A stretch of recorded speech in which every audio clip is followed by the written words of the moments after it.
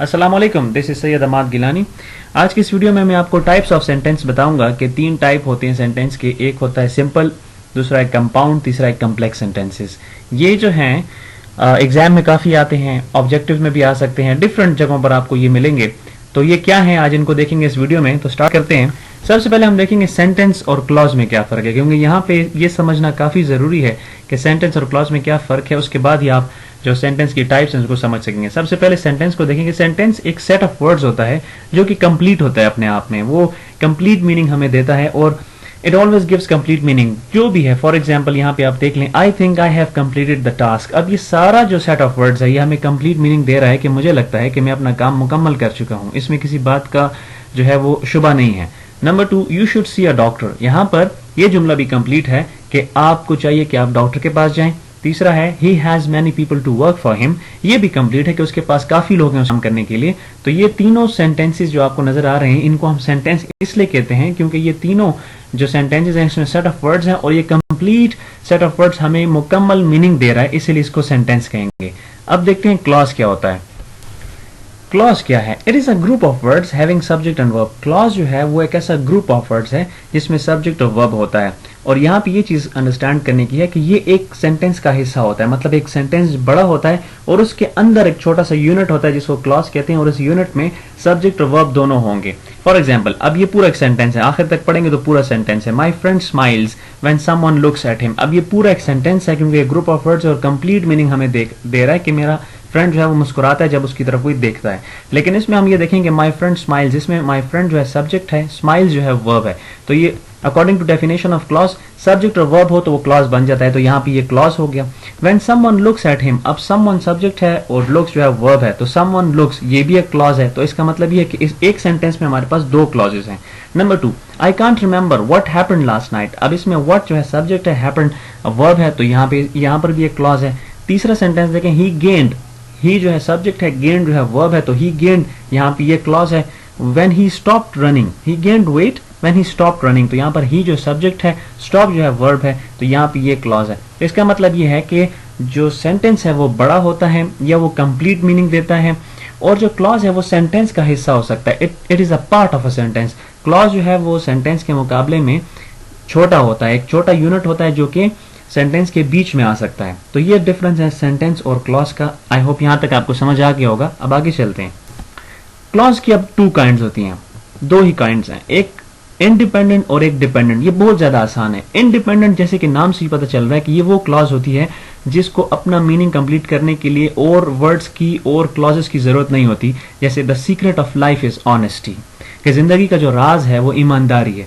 तो यहाँ पे जो है एक ही सेंटेंस है, एक ही क्लॉज है और वो डिपेंडेंट है। अच्छा, अब इसको the secret of life is honesty, अब ये क्योंकि एक कंप्लीट क्लॉज है तो इसको हम सेंटेंस बोल सकते हैं यहाँ पे। अब ये कंप्लीट एक सेंटेंस भी है क्योंकि ये कंप्लीट सेंटेंस है, मीनिंग पूरा दे रहा है। लेकिन यहाँ पे हम इसको क्लॉज कहेंगे क्योंकि ये इंडिपेंडेंट क्लॉज है, क्योंकि इसके बीच में कोई और हमारे पास क्लॉज नहीं बन रहा। और दूसरा क्लॉज की दूसरी है डिपेंडेंट क्लॉज। अब डिपेंड जैसे नाम से ही पता चल रहा है कि ये किसी और चीज पर डिपेंड होती है। जैसे कि if you can tell me, अगर तुम मुझे बता सकते हो, तो जो सुनने वाला है अब यहाँ पे वेट करता है कि तुम मुझे क्या बता सकते हो, इसके आगे भी कोई वर्ड आएगा, इसके आगे भी कोई क्लॉज आएगा कि जुमला कंप्लीट हो। तो इस तरह ये जो इंडिपेंडेंट क्लॉज होती है वो अपना मीनिंग कंप्लीट रखती है और जो डिपेंडेंट क्लॉज होती है उसको किसी और के वर्ड्स की या किसी और क्लॉज की जरूरत होती है कि वो अपना मीनिंग पूरा कर सके। ये 2 चीजें यहाँ पे ज़हन में रखें। अब हम शुरू करते हैं कि टाइप्स ऑफ सेंटेंसेस क्या होते हैं। सिंपल सेंटेंस, सबसे पहले हमारे पास सिंपल सेंटेंस है। अब सिंपल सेंटेंस क्या होता है? A simple sentence is made up of only 1 independent clause.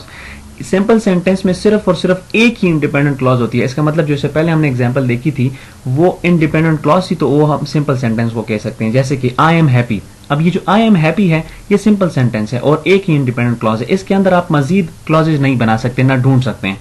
He eats mangoes, वो आम खाता है, ये भी एक ही ख्याल है, एक ही बात है और एक ही इंडिपेंडेंट क्लॉज है, इसलिए ये भी एक सिंपल सेंटेंस है, इसके अंदर आपको कोई और क्लॉजेज नजर नहीं आ रहे।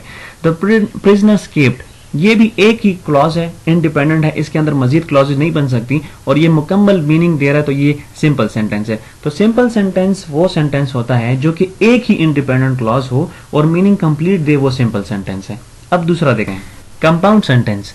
अब कंपाउंड सेंटेंस ऐसा सेंटेंस होता है जो कि दो इंडिपेंडेंट क्लॉजेस से मिलता है। It is made up of two independent clauses. अब ये आपके लिए आसान हो जाएगा यहाँ पे, क्योंकि आपके जहन में ये है कि इंडिपेंडेंट क्या होता है और डिपेंडेंट क्या होता है। जैसे कि I spoke to him in English, मैंने उससे अंग्रेजी में बात की। ये अब कंप्लीट मीनिंग है, इसमें किसी किस्म की कंफ्यूजन नहीं है। मैंने उससे अंग्रेजी में बात की। ही रिस्पॉन्डेड इन उर्दू, उसने मुझे उर्दू में जवाब दिया। यह जुमला भी मुकम्मल है। तो ये जो पहला है I spoke to him in English, ये इंडिपेंडेंट क्लॉज है। ही रिस्पॉन्डेड इन उर्दू, ये भी इंडिपेंडेंट क्लॉज है। जब दोनों कंप्लीट मीनिंग दे रहे हैं और दोनों को हम मिलाएंगे और एक सेंटेंस बनाएंगे, जाहिर बात है जब हम मिलाते हैं सेंटेंसेस को, जुमलों को, तो कंजंक्शन यूज करते हैं। तो ये जो बट है ये कंजंक्शन है। अब इस बट ने इन दोनों को मिला दिया। अब ये पूरा सेंटेंस जो है वो कंपाउंड सेंटेंस कहलाता है, क्योंकि इस सेंटेंस के अंदर दो इंडिपेंडेंट क्लॉजेस पड़े हुए हैं और ये पूरा मुकम्मल सेंटेंस कंपाउंड कहलाता है। और ये जो कंजंक्शन है जिसने इसको मिलाया है, इसको कोऑर्डिनेटिंग कंजंक्शन कहते हैं, क्योंकि ये दोनों के बीच में कोऑर्डिनेशन पैदा करता है। दूसरा, द एल्डर्स वर्कड, बड़ों ने काम किया। द किड्स एंजॉयड, वो छोटों ने एंजॉय किया। ये दोनों बातें भी अपने अंदर मुकम्मल हैं। इन दोनों को हमने एंड से मिला दिया और ये एक पूरा सेंटेंस कंपाउंड सेंटेंस कहलाता है। इसी तरह Ali was out of milk, Ali के पास दूध खत्म हो गया था। ये भी कंप्लीट मीनिंग है। He went to the store, वो स्टोर गया या वो बाजार गया या वो दुकान पर गया, वो भी कंप्लीट है। अब दोनों को हमने सो के साथ मिला दिया। ये सो जो है वो कोऑर्डिनेटिंग कंजंक्शन है, इसीलिए ये सारा का सारा जो है वो कंपाउंड सेंटेंस कहलाता है। यह हो गया कंपाउंड सेंटेंस। अब रह गया कॉम्प्लेक्स सेंटेंस। ये जो सेंटेंस है ये एक डिपेंडेंट और एक इंडिपेंडेंट क्लॉज से मिलकर बनता है। अब यहाँ पे जरा सा आपने इसको माइंड में रखना है। It is a sentence made up of dependent and independent clause. इस सेंटेंस में एक जो हिस्सा होगा, एक जो यूनिट होगा वो डिपेंडेंट होगा और एक जो यूनिट होगा वो इंडिपेंडेंट होगा। जैसे कि when the car is broken down, जब गाड़ी खराब हो जाती है। अब सुनने वाला जो है वो आगे वेट कर रहा है कि इसके आगे भी हम कोई बात करेंगे। जब गाड़ी खराब हो जाती है, मतलब ये जुमला मुकम्मल नहीं है। इसके अंदर शुरू में आ गया व्हेन, जब, तो ये मुकम्मल नहीं है, लेकिन इसके अंदर सब्जेक्ट भी है, वर्ब भी है। तो ये जो है इसको हम डिपेंडेंट क्लॉज कहेंगे। दूसरा है कॉन्टैक्ट द मैकेनिक। तो कॉन्टैक्ट द मैकेनिक जो है वो जुमला मुकम्मल है। ये एक ऑर्डर है, ये कमांड हो सकता है कि मैकेनिक से बात करो या मैकेनिक से रब्ता करो। ये इंडिपेंडेंट है। तो ये जब दोनों मिला दिया हमने, when the car is broken down, comma contact the mechanic. अब ये कॉन्टैक्ट द मैकेनिक इंडिपेंडेंट और ये पहले वाला डिपेंडेंट, दोनों को हमने मिला दिया कॉमा के साथ। बीच में देखें कॉमा आ रहा है, कॉमा से हमने मिला दिया, तो ये होगा complex sentence. You will lose, तुम हार जाओगे। If you don't struggle, if you don't struggle.